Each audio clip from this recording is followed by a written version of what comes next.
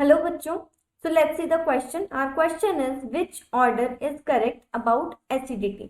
हमें इसमें बोला गया है कि इनमें से कौन सा ऑर्डर करेक्ट होगा एसिडिटी के लिए. ठीक है, अब हमें यहाँ पर वो दिए गए हैं कंपाउंड CH3COOH, C6H5COOH, C6H5OH. ठीक है, तो देखो हम देख लेते हैं. अगर हम इनके स्ट्रक्चर बना के देखें तो एक तो है CH3COOH. तो अगर हम इसको लिखें तो देखो हम इसको ऐसे लिख सकते हैं CH3 C double bond O bond OH. ठीक है, नेक्स्ट है C6H5COOH, C6H5COOH. तो अगर हम इसको लिखे तो देखो C6H5 दिया गया यानी कि इसमें हमारी बेंजीन रिंग है. ठीक है, तो ये हमारी आ गई बेंजीन रिंग. ओके, एंड इसके बाद लिखा हुआ है COOH. ठीक है, तो carbon double bond O bond OH. ठीक है, एंड नेक्स्ट एक और है हमारा C6H5OH.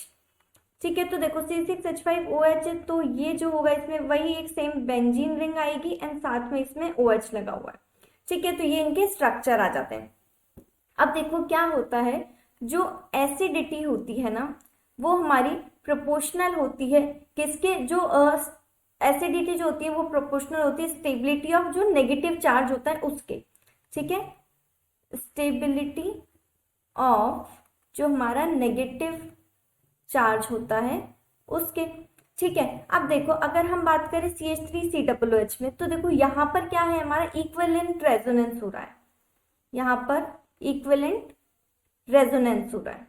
ठीक है, अब बात करते हैं ना C6H5COOH की. तो यहाँ पर हमारा क्या हो रहा है, रिंग रेजोनेंस भी हो रहा है, रिंग में भी रेजोनेंस हो रहा है और इक्विवेलेंट रेजोनेंस भी हो रहा है यहाँ पर. ठीक है, यहाँ पर हमारा रिंग रेजोनेंस भी हो रहा है और उसके अलावा क्या हो रहा है, इक्विवेलेंट रेजोनेंस भी हो रहा है. ठीक है, एंड जो C6H5OH है हमारा, यहाँ पर हमारा सिर्फ रिंग रेजोनेंस हो रहा है. ठीक है, तो देखो जो हमारा सबसे ज्यादा स्टेबल होता है वो होता है जिसमें हमारा इक्विवेलेंट रेजोनेंस हो. ठीक है, तो देखो यहाँ पर क्या है, जो हमारा C6H5COOH है यहाँ पर हमारा रिंग रेजोनेंस भी है एंड इक्विवेलेंट रेजोनेंस भी. तो सबसे ज्यादा स्टेबल जो होगा हमारा वो ये होगा C6H5COOH. ठीक है, इसके बाद जो हमारा इक्विवेलेंट रेजोनेंस हो रहा है वो किस में हो रहा है, वो हो रहा है हमारा CH3COOH में. तो उसके बाद हमारा ये होगा. ठीक है, एंड जो थर्ड है यानी कि जो C6H5OH इसमें हमारा इक्विवेलेंट रेजोनेंस नहीं है. तो ये हमारा जो होगा सबसे कम स्टेबल होगा क्योंकि इसमें सिर्फ रिंग रेजोनेंस है. तो यहाँ पर जो होगा ये थर्ड नंबर पे होगा यानी कि ये हमारा सबसे कम स्टेबल होगा. तो सबसे ज्यादा स्टेबल होगा हमारा C6H5COOH. अगर हम मैच करें ऑप्शंस के अकॉर्डिंग तो देखो यहाँ पर फर्स्ट ऑप्शन जो दिया गया है इसमें दिया गया है कि सबसे ज्यादा जो स्टेबल है CH3COOH है.